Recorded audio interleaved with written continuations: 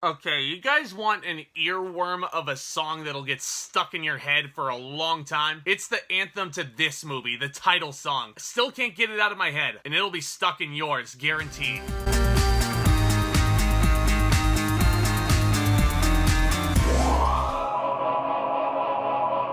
Marry Me is the brand new romantic comedy film directed by Coiro. It stars the unlikely duo of Jennifer Lopez and Owen Wilson.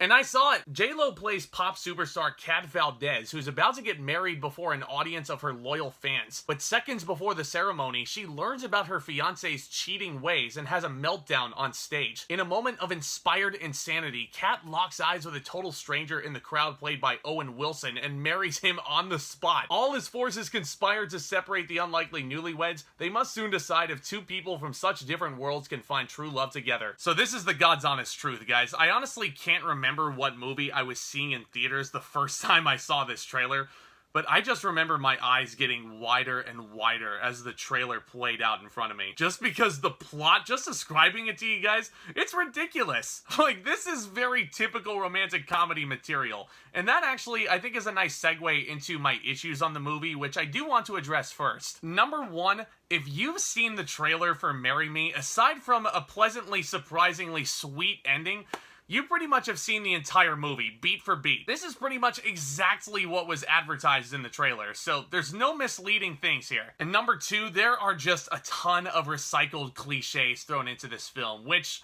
honestly should come as no surprise. The script definitely comes off very generic on the surface, but to me, when it comes to actually grading a rom-com, it's not my favorite genre in the world. But if the movie gives you some elements of fun, I'm probably going to like it. With that in mind, I can't believe I'm about to say this, but I really liked this film. And you want to know why? Yeah, it's silly.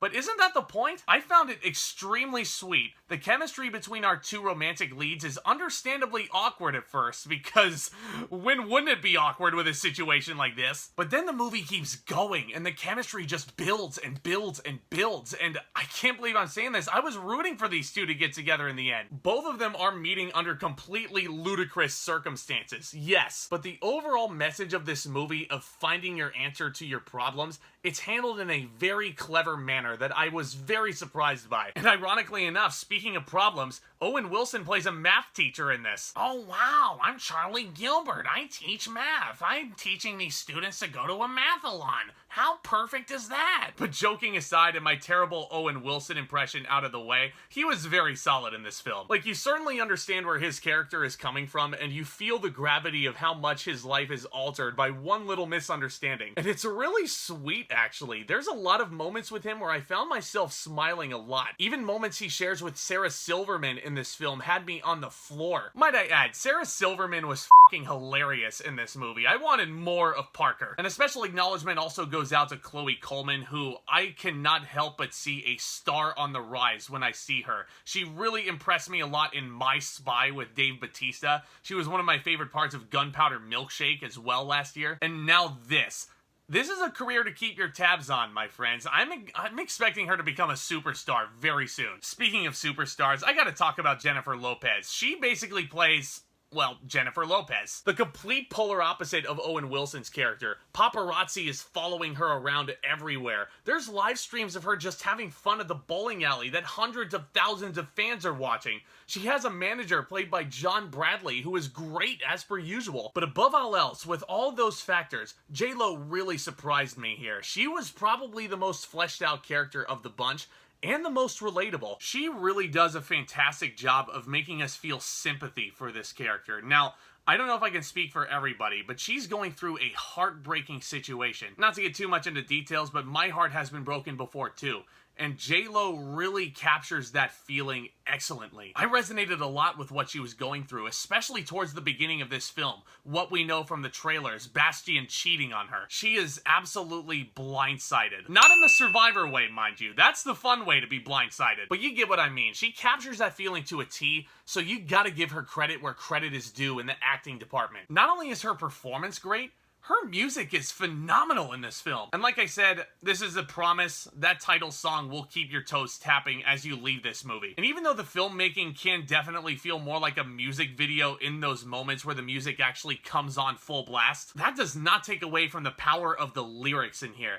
And again, I can't believe I'm saying this. This may be a way too early prediction, but I do think that the song On My Way really does have potential to be Best Original Song nominated at the 95th Oscars. I'm serious, it's a damn good song. Overall, even though there's a lot of elements that very much feel derivative to other romantic comedy classics, some of which star Owen Wilson himself, I was much more entertained by Wedding Crashers, just to give you an example. But I can't lie, this movie was very, very charming. I think this is the perfect date night for you and your significant other to go to the movie theater. Heck, with Valentine's Day around the corner, perfect timing. I'm gonna give Marry Me a B-. Not too bad at all. Certainly way better than I was expecting. Is this movie going to be for everybody? No, probably not. But listen, it will certainly make money. It's going to have its hardcore fans. J-Lo fans are going to be running to the movie theaters to see this. And honestly, more power to them. I think they're in for a good time. And I think you'll be in for a good time if you decide to give this a chance. But this is all, of course, just my opinion. Let me know what you thought of this movie down in the comments section below.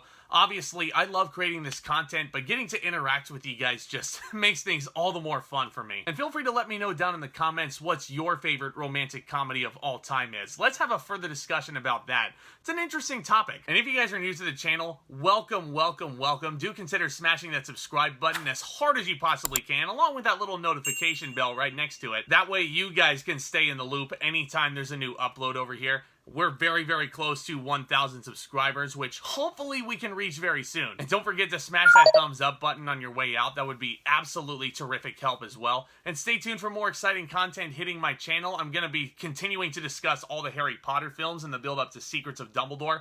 Half-Blood Prince, I'm hoping to release within the week. Of course, there's a bunch of new releases coming out like Uncharted and Cyrano.